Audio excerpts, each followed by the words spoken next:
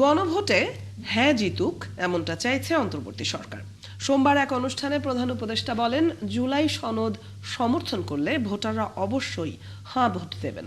এবং তিনি কিন্তু সেই সাথে আরও জানিয়েছেন যে দেশকে নিরাপদ রাখতে সনদটি বাস্তবায়ন করা খুবই প্রয়োজন। এ সময় নির্বাচনী প্রচারের জন্য ভোটের গাড়ির উদ্বোধন করেন ডক্টর মোহাম্মদ ইউনূস। আর জনগণকে সচেতন করতে সারা দেশে ঘুরবে এরকম আরও 10টি গাড়ি। আরও জানাচ্ছেন মোহন ইসলাম। যতবার ক্ষমতা এসেছে জনগণের ভোটেই এসেছে, তার বাইরে কখনো ক্ষমতা দখল করে নাই। কখনো বিনা ভোটে, কখনো মধ্যরাতের ভোটে বা আমিরাবি নির্বাচনে গেল 15 বছর ধরে এভাবেই নিজেদের ক্ষমতা ধরে রাখে আওয়ামী লীগ। জুলাই গণ অভ্যুত্থানে তাদের পতনের পর 2026 সালের ত্রয়োদশ জাতীয় সংসদ নির্বাচন ও গণভোটের মাধ্যমে মানুষের অধিকার ফিরে আসার সুযোগ এসেছে। তবে দুইটি ভোট একসাথে হওয়ায় অনেকেই বিভ্রান্তিতে পড়তে পারে। এসব বিষয়কে সামনে রেখে সারা দেশে 10টি ভোটের গাড়ি ঘুরবে, যার আনুষ্ঠানিক যাত্রা শুরু হলো সোমবার।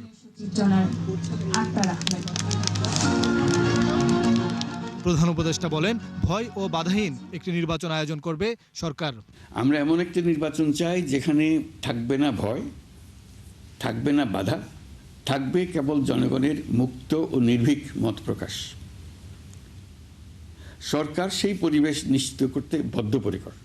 তবে গণভোট ও সংসদ নির্বাচন একই দিনে হওয়ায় অনেকে বিভ্রান্তিতে পড়েছেন। সরকারের চাওয়া গণভোটে হ্যাঁ জিতুক। এই সনদ দেশের মানুষ পছন্দ করলে দেশ আগামী বহু বছরের জন্য নিরাপদে চলবে বলে আমার দৃঢ় বিশ্বাস।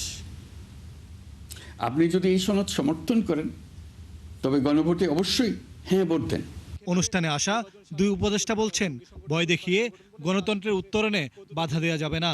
ইন্টারনাল বলেন বা অন্য রকম বলেন, সেখান থেকে যত চ্যালেঞ্জগুলো আসবে সেগুলোকে আমাদের মোকাবেলা করতে হবে, সেগুলোর জন্য বাড়তি প্রস্তুতি আমাদেরকে নিতে হবে। কোনো কিছু দিয়ে ভয় দেখানো যাবে না। ডেমোক্রেটিক ট্রানজিশন এবং ইলেকশন হবে।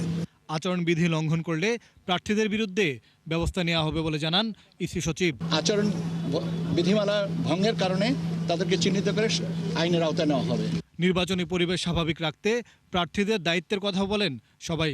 আর নয় নিশি ভোট কিংবা একতরফা নির্বাচন, এবার নির্বাচনের মাধ্যমে দেশের মালিকানা বুঝে নেবে দেশের জনগণ, আর তা হবে তাদের নিজেদের চাবি অর্থাৎ ভোটের মাধ্যমে, যার আহ্বান জানিয়েছেন অন্তর্বর্তীকালীন সরকার।